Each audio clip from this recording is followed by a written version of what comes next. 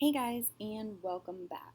Before we begin talking about China's earliest dynasties, I want to go back a second and review where China is. Now, looking at China on a map, we can see it in red. We know that China is located in Asia, so that is the continent. We are located on the continent of North America. You can see us right there. Now, the really cool thing about China, which should make it easier for you to relate to, is that China has a varied climate like the United States. So, Western China is dry like the western part of the United States. The northern part of China has seasons like New England, like New York, Pennsylvania, Massachusetts, those areas. Um, and then the southeast part of China is like where we live, the southeastern part of the United States. And these different climates allow for a variety of crops to be produced. Rice is grown in the south. The weather is much moister there. Um, Wheat and millet are grown in the drier northern lands. So I know we talked about the geography of China and you had a couple activities to do, but I want to go ahead and point out where the specific physical features are because some of you had some difficulties with your map work. So we've got a couple different deserts in China, and the two that I want to point out to you are the Gobi and the Taklamakan Desert. Okay, so in the western part of China, it's very dry. There's deserts and mountains. And then the Gobi Desert is more towards the north of China. We have two major rivers in China that we are going to be discussing because they are so important to the development of civilizations in China and where those civilizations began. We've got the Huanghe, or the Yellow River, and that river gets its name from the sand that blows in from the Gobi Desert to this river and flows along through it. And then we also have to the south of that river the Yangtze River. And just like the river patterns that we studied when we studied Mesopotamia and Egypt and the Indus Valley, this was repeated in China. So its civilizations developed because these two rivers brought water, and when these rivers would overflow, the silt that they would deposit made farming possible. And that's why cities grew up along the banks of these rivers.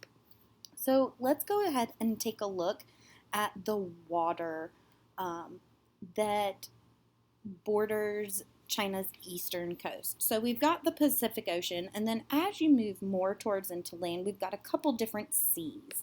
We have the East China Sea, and then the South China Sea, and then we also have the Yellow Sea and the Sea of Japan. So the Sea of Japan gets its name because you can see the country in between, or on the other side of the Sea of Japan is Japan. The Yellow Sea gets its name because the Yellow River flows into it. And then we have the East China Sea and the South China Sea. And the reason that they have two different names is that they're kind of divided between Taiwan. We also have two important mountain ranges. And even though there are more mountain ranges in China, we've got the Himalayas that divide China between India, and the Atlay Mountains, which is a mountain range that runs towards the north. Okay, so that's going to wrap up our little review right there. The cool thing about all these physical features and what makes them so important is if you look at China to the east, there's mostly water. To the north, we have the Gobi Deserts and then a set of mountains. To the west, we've got more mountains and deserts, and almost continuing across to the south. And this made it possible that China was able to develop kind of on its own without a lot of influence from other civilizations. It's very hard to travel across a desert or across mountains. So it had some positive impacts as well as some negative impacts for them. So let's go ahead and start talking about the Shang Dynasty. Now, we know from the information that we learned the other day that historians argue about whether or not this is the first dynasty. But around 2000 BC, farming settlements along the Yellow River began to grow into cities, and an early civilization began there, and the Chinese culture today evolved from that ancient beginning. Therefore, we can say that China is the oldest continuous civilization in the world. So, getting back to the Shang dynasty, about 1766 BC, Shang family kings began to control some cities. They ended up setting up a dynasty. And you'll remember that a dynasty is when you have rulers. The rule is passed on from generation to generation of a family. And these kings were responsible for religious activities. They claimed that they could rule with God's permission. Shang kings controlled the central portion of the North China Plain. Their relatives ruled the distant areas, and they actually ended up using chariots to defend against the nomads who lived to the north and the west of them. So you can see the chariots, and you can see where the Shang dynasty was.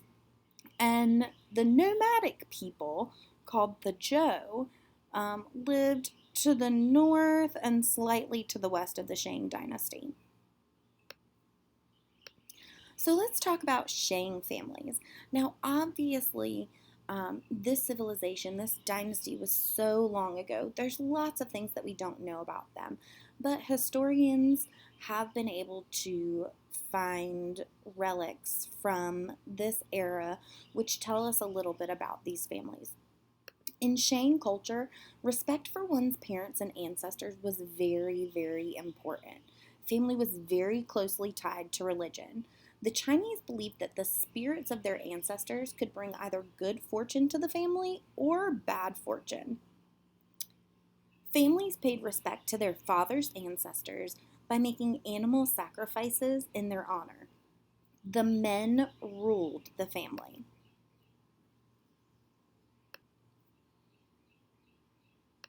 Now, just like other civilizations, the Shang dynasty and the civilizations that developed in China had to create their own language. The Shang kings claimed to be able to influence the gods to help their people. They would receive messages from the gods through oracle bones. And an oracle bone was an animal bone or a turtle shell on which the Shang royal priests would scratch questions to the gods. Then they would take heated rods and touch the bones to make them crack. And they would interpret those cracks and scratches as the answers on the bones. And these scratch marks were an early form of a writing system. It developed from there. So, like other ancient peoples, the Shang developed their system of writing with pictographs. So this system of writing used simple drawings or characters that represented words or ideas. And you can see that there are some pictures here. A really fun fact is that you can read Chinese without being able to speak it. And if you look at the chart to the right, the pictographs are very similar from the oracle bones, the first column, to to modern day Chinese. Compared to the English alphabet of 26 letters, the Chinese system of writing used a huge number of symbols. To be barely able to read and write, a person had to know at least 1,500 characters because they weren't letters or numbers, they were characters. An educated person had to know at least 10,000 characters. So this writing system helped the Shang dynasty quite a lot. It helped unify a very large and varied land. Join me next time as we discuss China's next dynasty.